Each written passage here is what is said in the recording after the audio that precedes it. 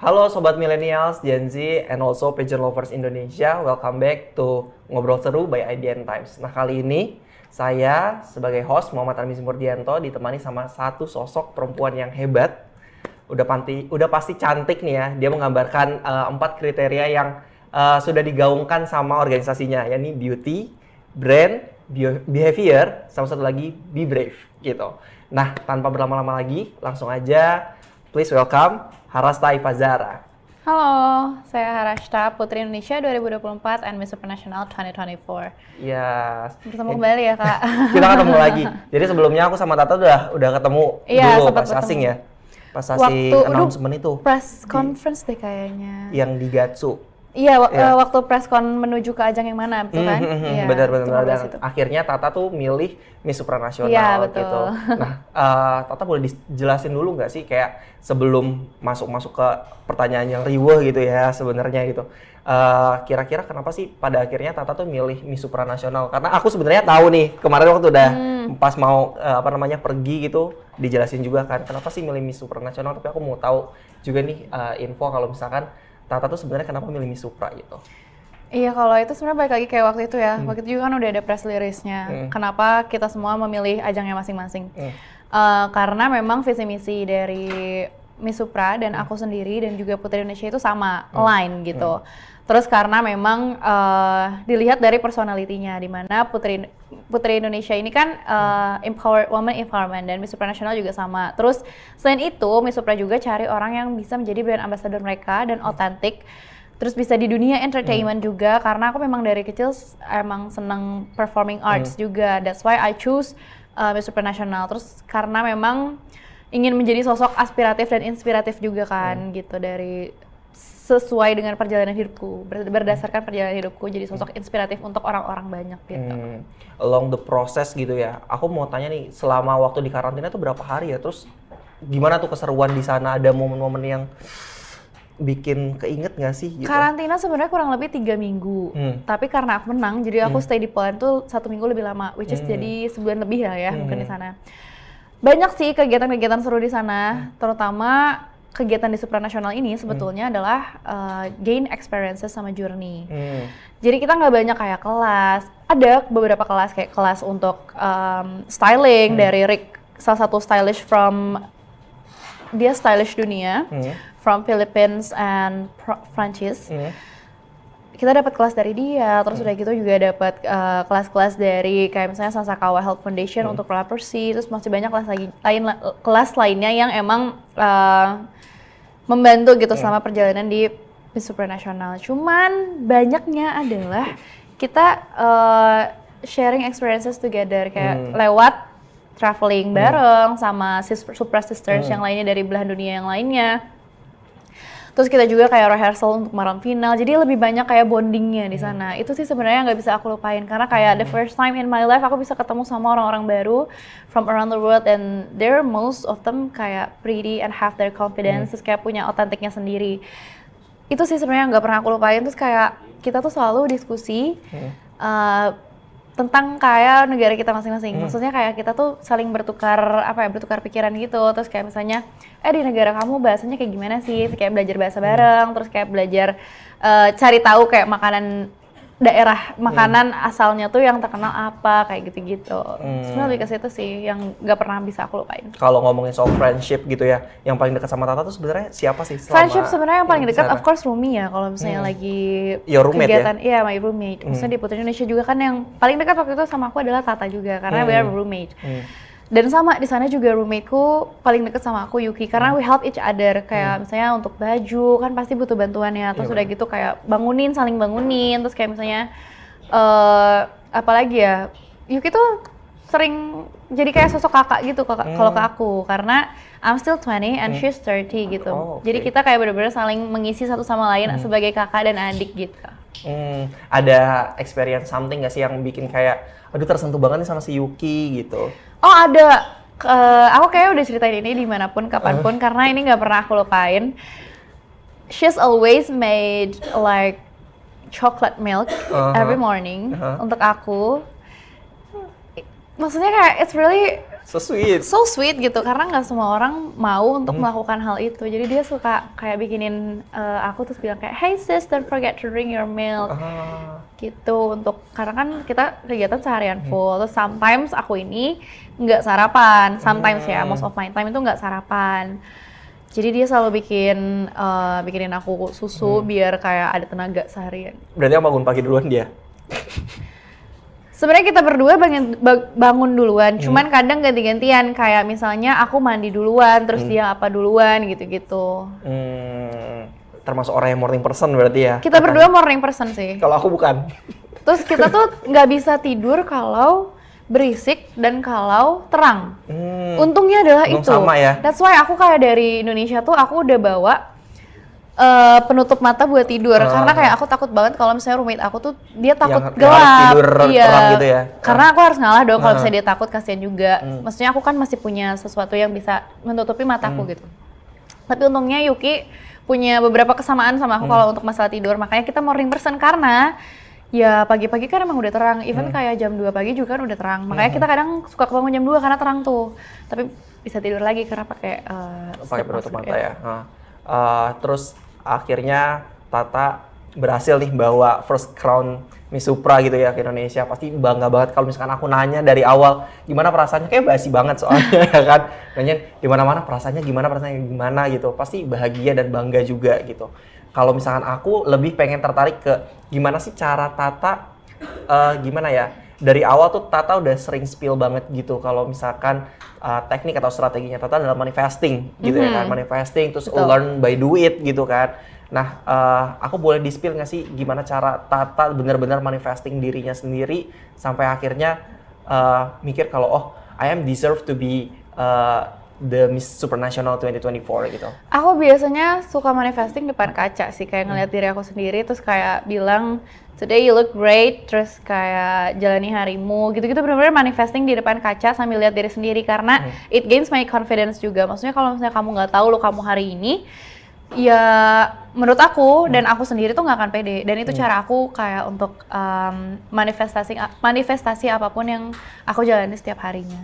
Kalau about head speech, I mean pas dari awal pun kan udah banyak ya, bukan di zaman ini doang kalau gitu. Head speech sebenarnya kan waktu awal di Indonesia memang aku kena head speech banget kan, dan aku akuin waktu itu I cannot handle that. Bener-bener aku nangis 2 hari. Terus udah gitu setelah itu baru kayak aku sadar kalau misalnya aku tuh bukan apa yang mereka katakan. Karena kayak I know there must be like hate or good comment gitu loh. Pasti kayak nggak semua orang tuh suka sama kita kan. Jadi kayak udah kita lebih baik fokus sama diri kita sendiri aja daripada kayak merhatiin orang-orang yang ada di sekitar kita. Karena emang dari yang aku tahu itu dan apa yang selalu aku jalankan di sana, sebenarnya I'm battling with myself.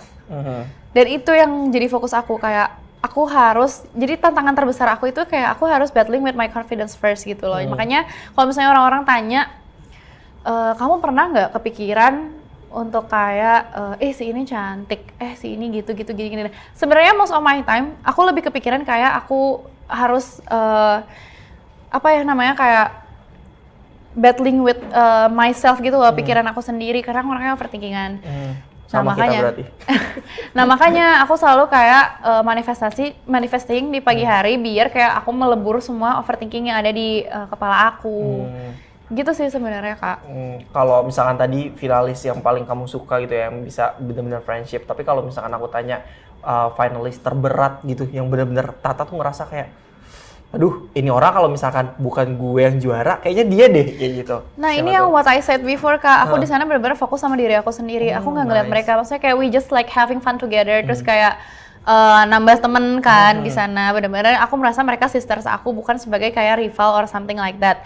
Jadi aku di sana beneran fokus karena tantangan terbesar aku tuh aku sendiri. Aku benar-benar battling with myself terkait kayak confidence, terus kayak terkait apapun yang aku jalanin di sana gitu. Makanya sometimes in the morning I'm always calling my team untuk kayak boost mood gitu. Boost my mood, iya. Terus kayak calling Boost my mom juga, ya. boost my confidence juga gitu sih Kak. Sebenarnya aku bener-bener kayak lebih ke gimana caranya aku nggak insecure, aku nggak ini segala macam gitu. Karena ya namanya juga manusia, pasti kan kita punya pemikiran kayak gitu. Tapi how we handle that situation itu yang aku lakuin di sana gitu. Terus Tata juga selain dapat title Miss Supranational gitu, ada juga title kemarin berbakat ya Kak? Oh iya, Supra Talent. Aku menang Supra Talent. Supra Talent. Nah, boleh diceritain nggak sih kenapa akhirnya gitu milih Supra Talent-nya itu nyanyi sama nari terus disambung gitu loh, itu unik sih. Sebenarnya itu tuh hasil diskusi juga. Terus kayak karena dulu aku memang pernah jadi salah satu artis drama musikal. Oh nice, di mana tuh? Di Kota Bandung. Aku selalu ada pagelaran gitu kayak tiap tahun sekali pagelaran.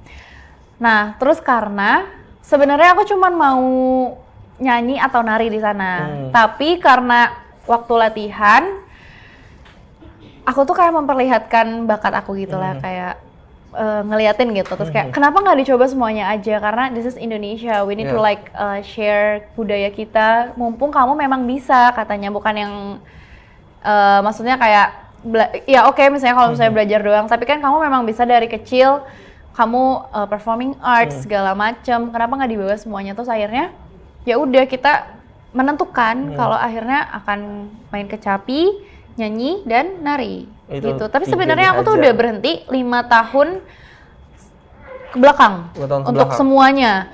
Bahkan untuk nari, untuk nyanyi, aku kayak berhentinya udah lama banget. Dan aku bukan, I'm not the real singer gitu. Aku memang bukan penyanyi, cuman aku hobi nyanyi dan aku pede nyanyi gitu. That's why akhirnya kayak oke, kamu nyanyi Bubuy Bulan aja gitu, karena Bubuy Bulan emang yang paling masuk sama suaraku gitu. Oke. Tapi walaupun 5 tahun ke belakang sudah lama banget gitu nggak ngelakuin, tapi the way Tata performance tuh emang keren banget sih, aku apresiasi itu keren banget. Jadi emang deserve untuk jadi Supra Talent sih kayak gitu. Nah kalau buat nextnya nih, Tak, kira-kira after the coronation nanti 1 tahun ke depan kan berarti fokus sama Miss Supranational dulu gitu ya. Kira-kira after Miss Supranational ini Tata mau ngapain nih ke depannya? Kalau abis Miss Supra sebenarnya aku satu hal yang paling pengen banget aku lakuin adalah aku ingin dapat gelar sarjana teknik dulu. Karena sekarang lagi cuti kan.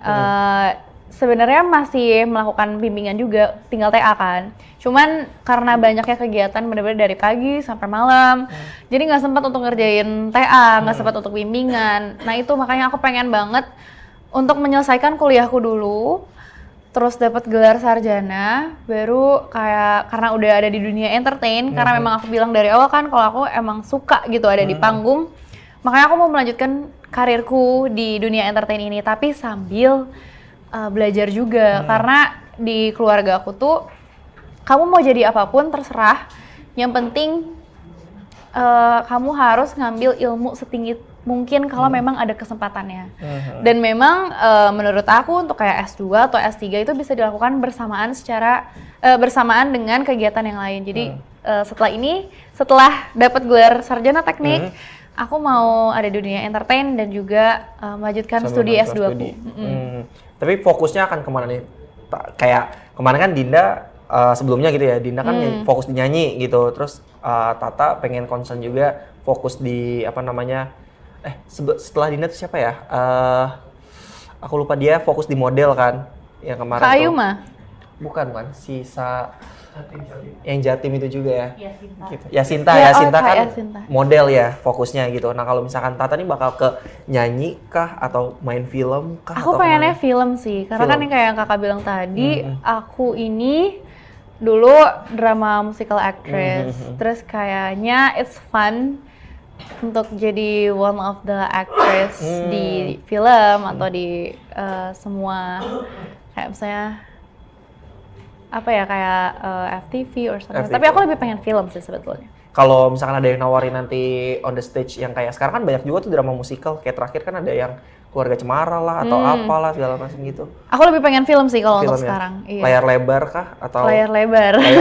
Langsung dihajarnya layar lebar nih. Layar lebar. Langsung apa nih genrenya kira-kira kalau misalkan Tata ngebayangin gua pengen main film di layar lebar, kira-kira genrenya apa? Kayaknya aku pengen horor sih sebenarnya.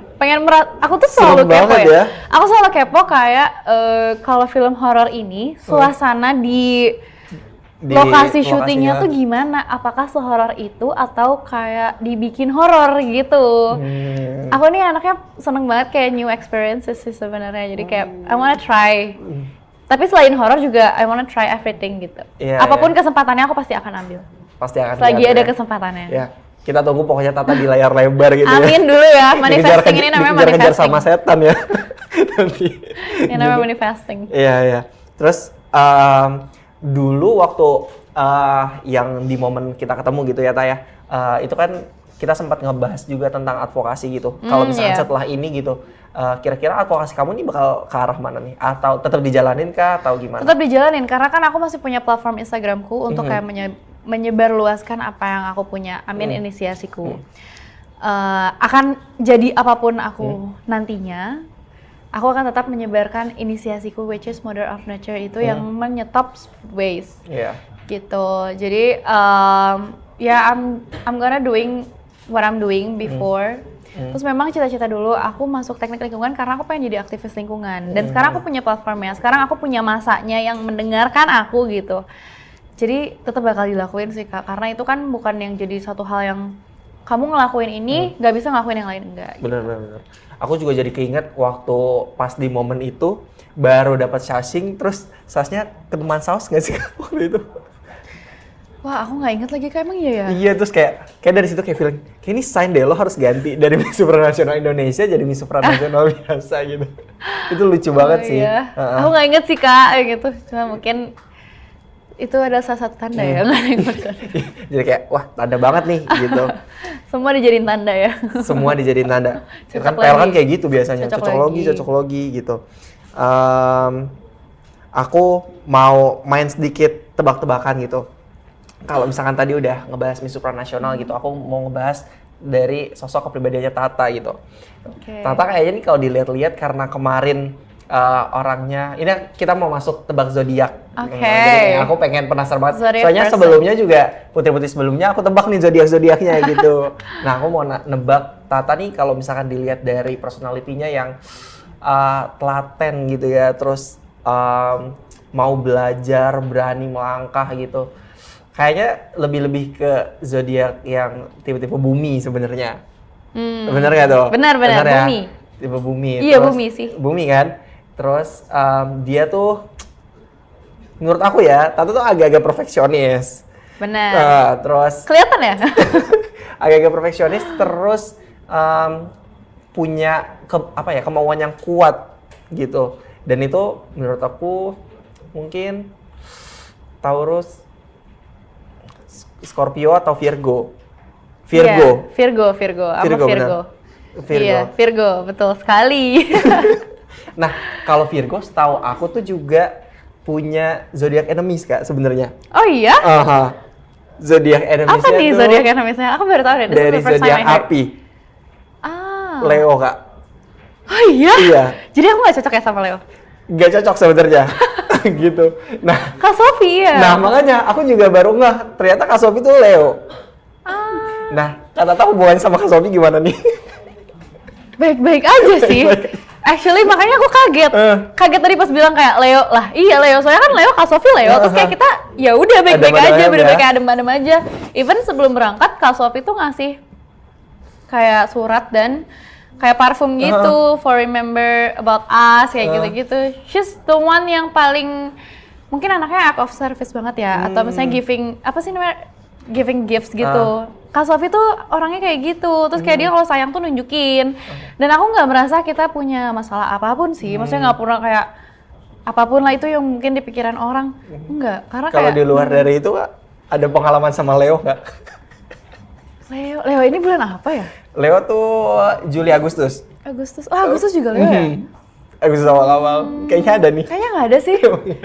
Nggak ada. Itu biasanya Leo sama. Tapi kalau lagi kayak gini emang gak kepikiran apa-apa nggak sih Kak? Iya, tapi emang aku merasa aku tidak pernah punya masalah sama siapapun dan sama apapun gitu. Tapi kalau misalnya ada yang merasa punya masalah sama aku minta maaf ya. Ini kenapa jadi kayak gini ya? Jadi agak-agak nih ya. Gitu. Aku mau tanya lagi Kak. Langsung tiba-tiba begini gitu ya. Kalau misalkan sosok yang jadi inspirasi Tata siapa sih? Sosok yang jadi inspirasi pastinya mama sih, karena kayak di most of my experiences, most of my media interview aku selalu bilang mama. Karena benar-benar yang motivasi dari awal tuh mama, terus kayak yang gain my confidence, gain my limits tuh awalnya dari mama, karena dia yang yakinin aku. Dan akhirnya aku menjadi yakin, ini yang mau aku share juga ke teman-teman yang lain, maksudnya kayak I have my mom to do that, and I want to be someone that can do that to everyone gitu. Makanya aku selalu share tentang kayak just do it guys, bener-bener kayak nggak usah peduliin apa kata orang. Kalau gagal ya coba ulang lagi gitu. Tapi kalau misalnya ditanya public figure, mungkin aku mau bilang Lady Diana. Oh, kenapa I tuh? really adore her dari dulu. Bener-bener kayak sosok princess yang dicintai sama rakyatnya, terus bener-bener humble. Dia mau loh turun ke lapangan, terus kayak yang paling aku ingat adalah dia pernah ke Indonesia, terus peluk anak-anak yang leprosy. Bener ya leprosy kalau nggak salah, kusta ya kak? Kusta. No, leprosy bener. Yang waktu itu leprosy, kusta. Di mana pada saat itu orang-orang tuh nggak mau bersentuhan kak sama orang yang kusta, karena takut ketularan lah, takut apa segala. Tapi dia, she's a princess loh kak, she's a princess. Tapi dia kayak nyamperin anak-anaknya, ngasih semangat, bahkan meluk, ngegendong. Terus kayak itu sih yang buat aku kayak I want to be like her. Dia benar-benar inspirasi aku banget untuk kayak tetap rendah hati, tetap humble, tetap kayak jadi inspirasi bagi orang gitu. Makanya she's the one sih. Nice banget. Tersentuh sih sama ceritanya Tata gitu, sampai bisa di titik sekarang juga gitu ya Taya. Buat kedepannya juga semoga sukses di dunia entertainmentnya juga. Amin, gitu. amin, terima kasih. Langsungnya habis dari Miss Supra ada yang nge-guide gitu. Aku mau tanya sedikit, ini quick answer aja sih kak. Jadi kayak mungkin play the games tapi sedikit aja gitu buat ringan-ringan juga. Aku lihat kemana nih, ke situ? Iya, boleh lihat ke depan. Aku ada beberapa pertanyaan cepet ya gitu. Bakso cuangki atau seblak kak? Seblak. Kenapa tuh? Wah, kalau ditanya alasannya nggak tahu ya. Kalau bisa makan tiap hari seblak, aku makan seblak sih. Karena aku, seblak ini kan punya banyak ingredients kan. Terus aku tuh paling suka batagor karena aku suka crispy. Jadi batagor di dalam seblak yang berkuah. Kenapa nggak beli batagor aja? Karena beda rasanya. Kalau seblak kan kayak pedes dan ada kencur, salah. Ada cikur gitu, terus kayak itu tuh rasanya benar-benar mixing gitu di mulut aku. Jadi aku suka seblak banget. Pedes banget atau enggak? Pedes banget sampai merah. Tadi juga makan, nah aku tuh waktu pulang ke Indonesia langsung order seblak kan. Terus kayak aku order yang paling pedes. Tapi di sini nggak sepedes di Bandung. Gitu, beda kak rasanya. Di Bandung tuh pedes banget emang? Di Bandung pedes banget, parah sih. Kayak kalau di sini mungkin level 5 aku masih kuat. Kalau di Bandung level 3 aja udah kayak aduh nggak kuat gitu. Emang pedes baru tahu. Iya. Kalau di Polandia nggak ada seblak ya kak? Iya, makanya aku craving banget seblak sama cengek sih di sana. Waduh, di Polandia makanannya gimana? Makanannya sebenarnya tiap hari aku makan salad karena I have no choice. Terus sometimes kalau misalnya bosan sama salad, aku makan tepung-tepungan gitu di sana kayak biasanya mereka tuh ada kayak ada katsu, terus kayak ada apa sih kayak dumpling gitu tapi from Poland. Aku lupa namanya apa. Kayak nanti after dari sini terus mau stay di Polandia kayak harus bawa seblak sih. Aku sebenarnya lebih kepengen bawa gitu. Anything kayak saus-sausan sih. Sambal at least gitu ya. At least rasanya itu pedes gitu. Oke. Tanya lagi. Tanpa sambal atau tanpa kerupuk? Waduh, dua-duanya suka lagi. Tanpa kerupuk. Tanpa kerupuk. Kenapa tanpa kerupuk? Karena aku seneng banget sama yang namanya pedas. Kayak makan apapun pokoknya harus sama pedas, kecuali yang manis ya. Makan apapun yang asin pasti harus ada pedesnya. Karena itu yang bikin nikmat. Berarti ini jawabannya udah tahu dong, manis atau pedas? Manis. Kok I choose sweet? Aneh ya? Tadi katanya sukanya pedas. Iya, tapi kan kalau makanan asin. Cuma kalau misalnya disuruh milih, ya aku lebih milih makanan manis. Karena selain itu tuh aku suka craving makanan manis juga. Ini aku nggak pernah bilang sih sama siapapun. Aku benar-benar tiap hari pengen martabak. Kalau terang bulan. Iya, kalau misalnya mungkin kakak-kakak Astamara aku tahu sih, kayak tiap malam aku selalu order martabak. Even Mbak Mel satu unit sama aku kan. Dia tuh selalu gini tiap pagi kalau buka kulkas, ini Tata sih yang beli martabak. Karena emang selalu ada martabak di kulkas. Karena kan kalau martabak tuh harus makannya barengan kan. Sedangkan kayak sekarang kalau misalnya di Jakarta, aku cuma makan sendiri atau paling kayak dibagi-bagi ke yang lain itu pun masih nyisa. Makanya I'm always craving of martabak. Nah, kenapa di sana aku nggak ngomongin? Karena Europe ini adalah tempatnya coklat. Jadi aku tiap hari, tiap kayak pagi di restoran buffet gitu, pagi, siang, malam. Minumnya aku coklat? Selalu dessert. Enggak, aku selalu makan dessert. Gitu, karena aku emang anaknya suka banget sama manis. Aku sweet tooth banget. Oh, sweet tooth. Iya. Sugar rush ya? Sugar rush banget, bener-bener. Jadi kalau habis makan gula langsung... Aku sugar rush banget, bener-bener. Iya. Dan tiap malam selalu craving for martabak. Even, ini ada cerita lucu. Martabak Aduh, apa, aku jadi Kak? cerita terus Bentar ya. dulu, martabak apa? Martabak manis. Yang keju, coklat, atau apa? Coklat keju kacang. Diborong semua. Diborong semuanya. Pokoknya rasanya harus coklat keju kacang. Jadi kalau misalnya mau pada kirim aku martabak, boleh banget. Apalagi kalau martabak tipis kering, nggak ada yang bercanda. Tipis kering? Tipker, iya. Tipker malah nggak enak nggak sih? Ini Aku kayak suka leker dua-duanya nggak sih? Tergantung. Tergantung pengennya yang mana. Ini kita jadi ngomongin makanan ya.